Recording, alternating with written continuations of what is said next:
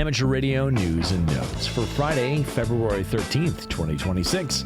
I'm Ed Kabik, November 2 Echo Charlie. In the log this week, we talk about the new U.S. 60-meter band allocation that is effective today.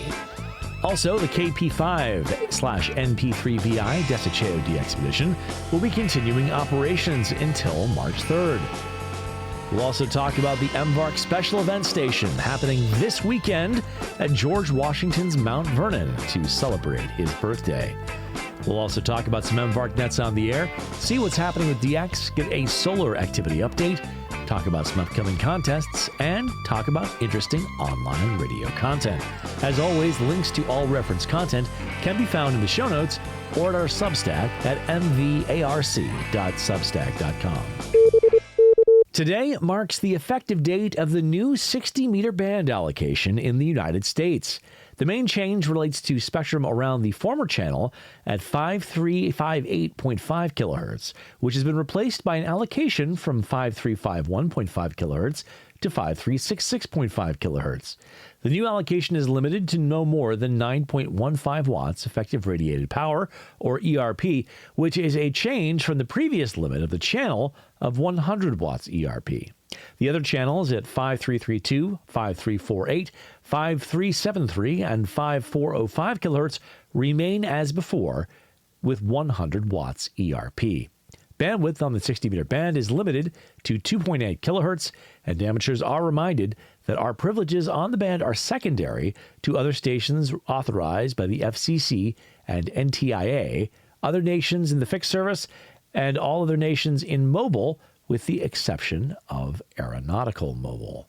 This is an exciting addition on a very useful band, and the low power levels will make it a great place to enjoy QRP communications. More information about the changes can be found at links in the show notes. On February 10th, 2026, the KP5/NP3VI team announced that the Desecheo DXpedition has been extended until March 3rd, 2026. The remote radio in-box systems were initially slated to be retrieved on February 12th, but deteriorating conditions at sea prompted the schedule to be delayed. As a result, the team will continue remote operations to get more operators in the log. As of the 10th, the team reported over 66,000 QSOs with 14,771 stations for a total of 3,674 all-time new ones, or ATNOs. Your author was able to get KP5/NP3VI in the log on 30 meters CW on February 8th, 2026, and the contact was confirmed in Logbook of the World and Club Log within minutes. The team also announced what they're calling ATNO Day, which is scheduled for Sunday, February 15th, 2026, at 0 UTC. That's Saturday night at 7 p.m. Eastern Time, until Monday, February 16th, 2026, at 0 UTC, which is Sunday night at 7 p.m. Eastern Time, where the team will be focusing on operators who have never made a contact with Desecheo. So for them, it would be an ATNO. They'll focus on FT8 from 1200 to 1400 UTC, after which time they'll focus on single sideband, with frequencies being in the U.S. general bands. They ask that ops who have them in their logs already let those who do not have them in their logs get their ATNO on this day. Operating schedules and updates can be found on their website at desecheo2026.com/KP5. Good luck. This weekend, the Mount Vernon Amateur Radio Club will be operating as K4US from the grounds of George Washington's Mount Vernon estate to celebrate his 294th birthday. The club plans to get on the air around 1500 UTC on Saturday, that's 10 a.m. Eastern Time, until about 2000 UTC, that's 3 p.m. Eastern Time, and then again on Sunday from 1330 UTC, about 8:30 a.m. Eastern Time, until 1600 UTC, or 11 a.m. Eastern Time. Look for us on the spotting networks and around centers of activity around 7.042 and 14.042 for CW, and 7.242 and 14.242 for single sideband. QSL cards will be available via the address on the K4US QRZ page. We look forward to celebrating on the air and hope to get you in the log. And now it's time to take a look at some MVARC Nets on the air. The 2-meter FM net is on Tuesdays at 7 p.m. on the repeater, which is immediately followed by the 2-meter digital net on Yaesu System Fusion C4 FM on the same frequency. And then on the weekends, we have the MVARC Slow Speed CW Roundtable Saturday and Sunday at 7:30 a.m. at 3.565 megahertz CW, which is followed by the MVARC Cherry Tree Net on Saturday and Sunday at 8:30 a.m. on 3.920 megahertz lower sideband, where we always have a great conversation, and you're always welcome to join us. And now let's take a quick look at what's happening with DX.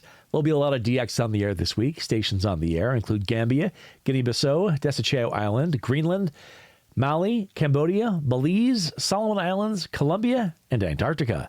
A calendar of DXpeditions can be found at dxnews.com/calendar. And now it's time for a solar activity update as we go to press. The Solar Flux Index, or SFI, was 129, and the estimated sunspot number was 82, with 7 numbered sunspot regions visible from Earth. Over the last week, the SFI has decreased. Solar activity has been at moderate levels in the last 24 hours. The geomagnetic field has been at quiet to active levels, and the KP index reached 3 yesterday. The solar wind peaked at 461 kilometers per second. Solar activity is predicted to be at low levels with a slight chance of M-class flares today through Sunday. The geomagnetic field is forecast to be at quiet levels today, at quiet to unsettled levels on Saturday, and at quiet to minor storm levels on Sunday. The chance of solar radiation storms at the S1 or greater level is 1% today through Sunday. R1 to R2 radio blackouts are unlikely in the near term, with a predicted probability of 10% today through Sunday. And R3 or greater blackouts are unlikely, with a 5% chance predicted today through Sunday. There is a chance of 6-meter propagation, so keep an eye on the band and spotting clusters to be ready for the next time the Magic Band does its thing. It remains a fantastic time for amateurs to get on the air and work the world. Good sources of real-time information include spaceweatherlive.com and solarham.com. A good overview of conditions can be found at dx.qsl.net/propagation. To see delayer absorption data and associated radio blackouts, check out the NOAA DREP page. And to see maximum usable frequency, or MUF, and critical frequency, or FOF2 information from Radio Sun data, visit prop.kc2g.com.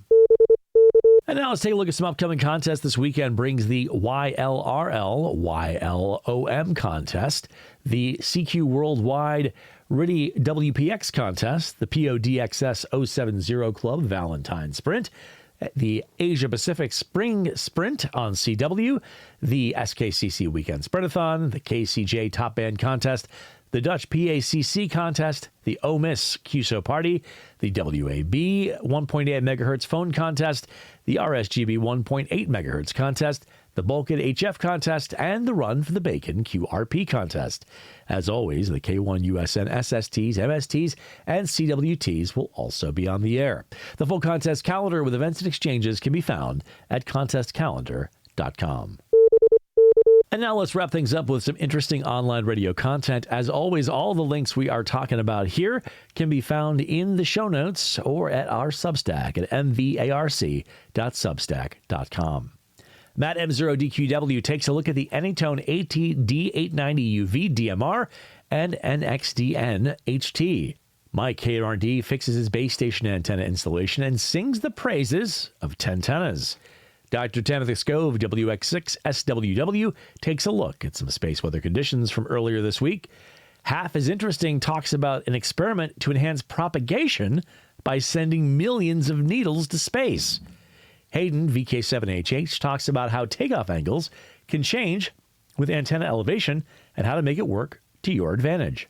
Walt K4OGO discusses long path and short path propagation for DX.